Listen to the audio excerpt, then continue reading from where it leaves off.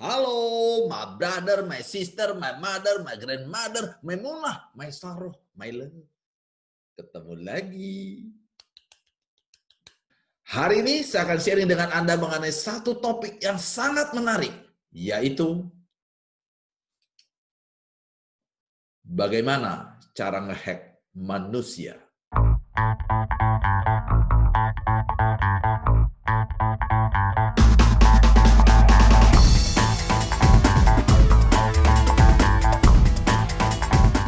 Saya sering mengatakan berubah itu gampang, konsisten yang menantang. Orang disuruh diet pasti bisa. Pertanyaannya adalah berapa lama dia diet? Orang disuruh nge-gym pasti bisa. Pertanyaannya berapa lama dia nge-gym? Orang disuruh rajin bisa. Pertanyaannya adalah berapa lama dia rajin? Karena sebuah hasil dicapai melalui konsistensi. Aderai badannya bisa sedemikian berotot karena latihannya bukan hanya 2 hari, tetapi konsisten latihan selama puluhan tahun. So, kenapa orang tidak konsisten? Karena ada programnya yang salah. Jadi bagaimana cara kita ngehack program manusia? Kalau Anda bisa memahami pattern ini, maka Anda bisa ngehack diri Anda sendiri dan juga ngehack orang lain. Wow. Are you ready?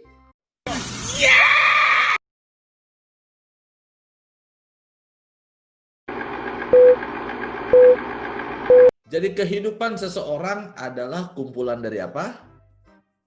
Yes, kehidupan seseorang adalah kumpulan dari perbuatan dan tindakannya. Dan perbuatan dan tindakan seseorang itu diawali dari,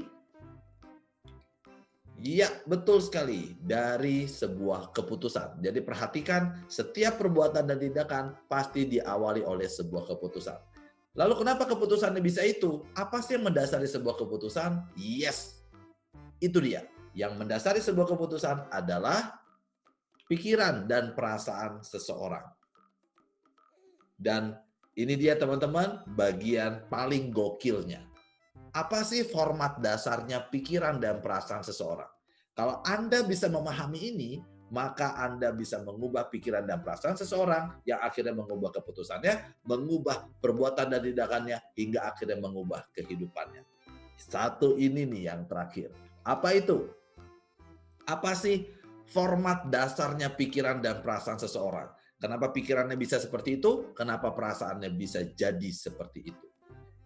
Yes, ini dia rahasianya cara ngehack orang. Pikiran dan perasaan seseorang, format dasarnya adalah kata-kata yang memiliki makna. Yes, pikiran dan perasaan Anda formatnya adalah kata-kata. Ada orang lewat, lalu Anda lihat, ini orang cakep juga ya. Ini orang cakep juga adalah susunan kata-kata. Anda cicipin satu makanan, setelah Anda cicipin, ih makanannya enak. Ih makanannya enak adalah susunan kata-kata. Ketika kita melihat sebuah gambar, pikiran bekerja, dan ketika pikiran bekerja, itu akan membentuk sebuah rangkaian kata-kata yang memiliki makna. Jadi gambar-gambar di IG itu masih netral sampai diberikan kata-kata atau caption terhadap gambar tersebut, maka akan memunculkan sebuah makna dan kata-kata itu akan mempengaruhi pikiran dan perasaan seseorang yang akhirnya mempengaruhi keputusannya dan mempengaruhi perbuatan dan tindakannya hingga mempengaruhi kehidupannya. Jadi dengan kata lain ada orang yang mengatakan bahwa Pak, saya mau mengubah nasib. Ada orang yang ingin mengubah kehidupannya. Jadi kalau seseorang ingin mengubah kehidupannya, sebetulnya ia cukup mengubah kata-kata yang ada di dalam dirinya. Suatu hari, Ibu Tati subuh-subuh keluar rumah lalu melihat ada satu kantong plastik berwarna hitam. Warna apa? Yes, warna hitam. Ketika dia mau buka, pembantunya datang. Bu, jangan dibuka. Apa itu? Iya, tadi pagi-pagi tetangga kita, Ibu Dodi, datang bawa kantong plastik warna hitam ini. Pas saya buka, kaget saya, Bu. Isinya, aduh, jijik. Iya, apa isinya? Kalau Ibu nggak percaya, Ibu buka aja. Dari tadi juga gue mau buka. Dan pada saat Ibu Tati buka, ternyata isinya adalah, maaf, tai sapi. Bagaimana perasaan seseorang ketika dia tahu bahwa tetangganya pagi-pagi subuh-subuh taruh tai sapi depan rumahnya? Yes, tentu jengkel, marah, kesel. Apa-apaan nih? Pagi-pagi taruh tai sapi depan rumah saya. Lalu bagaimana pikiran dan perasaannya? Jengkel, kesel, keputusannya bawa tai sapi itu ke rumah tetangganya, lalu dilempar balik lagi ke rumah tetangganya. Akhirnya hubungannya jadi tidak baik terhadap tetangganya yang namanya Ibu Dodi tersebut. Oke. Tetapi berbeda dengan Ibu Tati. Ibu Tati mengikat kotoran sapi itu, lalu diletakkan di samping, dan dia masuk ke dalam rumah, mencuci tangannya dengan bersih, lalu membuka kulkas, dia lihat ada kue, dia potong kue, dia masukkan ke dalam sebuah kotak, dan dengan tangannya sendiri, dia berangkat ke rumah Ibu Dodi, yang alamatnya Blok B, nomor 15. Sampai di rumah Bu Dodi, dia ketok, tok, tok, tok, dan keluar Pak Anton. Ternyata salah rumah, itu nomor 14. Dia pindah lagi ke nomor 15 dan baru ketemu sama Ibu Dodi. Apa kata Ibu Tati?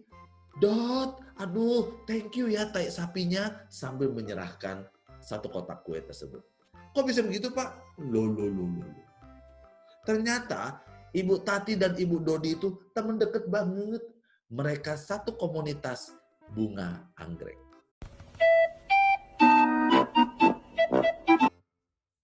Yes, betul. Kotoran sapinya bisa dijadikan pupuk. Jadi, kotoran sapi itu sebetulnya netral. Tergantung seseorang memberi makna apa terhadap kotoran sapi itu. Kalau maknanya adalah penghinaan, kotoran, jorok, jijik, maka yang muncul adalah pikiran dan perasaan yang jengkel dan marah, yang mengakibatkan keputusannya membawa kotoran sapi itu ke rumah Ibu Dodi dan akhirnya dilempar ke rumah Ibu Dodi tadi. Tapi kalau ia melihat kotoran sapi itu sebagai pupuk, maka ia akan melihatnya sebagai sebuah hadiah. Pikiran perasaannya menjadi happy dan dia berpikir, ini Ibu Dodi bangun jam berapa? Pagi-pagi sudah bisa bawakan kotoran sapi ini ke rumah saya. Mungkin dia jam 3:30 sudah pergi ke peternakan sapi. Lalu dia cari sapi mana yang mau download. Ditungguin satu-satu, subuh-subuh sudah diberikan tai sapi ini buat saya. Ini betul-betul sebuah hadiah yang sangat luar biasa, sebuah pengorbanan dari Ibu Dodi. Maka pikiran dan perasaannya menjadi senang, keputusannya adalah mengambilkan kue, dimasukkan ke dalam kotak, diberikan sebagai hadiah pengganti untuk Ibu Dodi. Itu perbuatan dan tindakannya yang akhirnya kehidupannya, ia menjadi teman yang lebih baik lagi dengan Ibu Dodi. Tahun lalu saya pergi ke Aceh. Di Aceh, teman-teman, banyak orang Aceh. Iyalah. Kalau di Ambon, banyak orang Ambon. Saya berkunjung ke museumnya, yaitu Aceh Tsunami Museum. Dan saat kunjungan ke Aceh, saya sempat bertemu dengan beberapa orang dan menanyakan hal ini. Gimana Ibu saat tsunami? Dan seorang ibu menjawab, saya kehilangan 9 anggota keluarga, Pak. Kedua orang tua saya, saudara-saudara saya, dan beberapa keponakan. Terus bagaimana Ibu memaknai tsunami ini? Menurut saya, Tuhan baik, Pak. Ah, maksud Ibu? Iya, Pak. Saya, suami, dan 2 orang anak, keluarga inti kami semua masih ada. Jadi Tuhan memberikan kami kesempatan kedua untuk hidup. Sejak itu, Pak, saya hidup nggak mau aneh-aneh. Saya mau memuliakan Tuhan aja dengan cara memuliakan umat-umatnya. Saya nggak mau ribut-ribut lagi sama orang, Pak. Kalau ada orang yang berebut jalan sama saya ketika saya lagi bawa mobil, kalau dulu Pak, saya sudah marah-marah pasti klakson-klakson. Tapi kalau sekarang Pak, saya kasih mereka jalan. Why? Karena Tuhan sudah kasih saya kehidupan. Wow. Kalau dulu saya lagi belanja kue dan kuenya tinggal satu, saya bisa ribut sama orang untuk memperebutkan kue itu. Kalau sekarang Pak, saya kasih kuenya buat dia. Karena Tuhan sudah kasih saya kehidupan. Jadi berkat tsunami, hidup saya sekarang lebih berkualitas dan lebih berarti. Nice. Saya bersyukur Pak atas kejadian tsunami. Di sisi lain saya sempat bertanya dengan seorang ibu. Saya tanya, Bu, gimana tsunami? Dia jawab apa? Habis Pak. Kenapa Bu? Iya Pak, suami saya itu seorang sales furniture. 23 tahun Pak kita dagang furniture hingga akhirnya baru 3 tahun ini Pak. Suami saya sudah bisa punya workshop sendiri. Hanya dalam waktu berapa hari aja, rata sama tanah, Pak. Kita ini Aceh, dihukum sama Tuhan. Mau apa lagi, Pak? Ya udahlah, jalanin aja. Kejadiannya sama? Yes, sama. Kata-kata yang dipilih berbeda? Yes, berbeda. Dan ketika kata-kata yang dipilih berbeda, memberikan makna yang berbeda, pikiran perasaannya berbeda, keputusannya berbeda, perbuatan tindakan berbeda, hingga akhirnya kehidupannya pun berbeda. Kenapa dua orang ini bisa memiliki kehidupan yang berbeda, padahal kejadiannya sama-sama kena tsunami? Yes, karena mereka memilih kata-kata yang berbeda.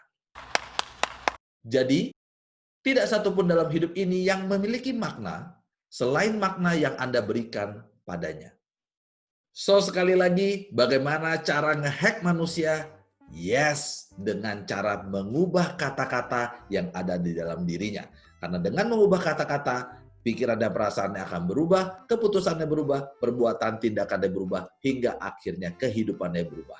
Dengan kata lain, apabila seseorang ingin mengubah kehidupan, ia cukup mengubah kata-kata yang ada di dalam dirinya. Bila Anda merasa video ini bermanfaat, Anda bisa subscribe, like, comment, and share. Senang bisa berbagi dengan Anda, sukses buat Anda, and I love you so much.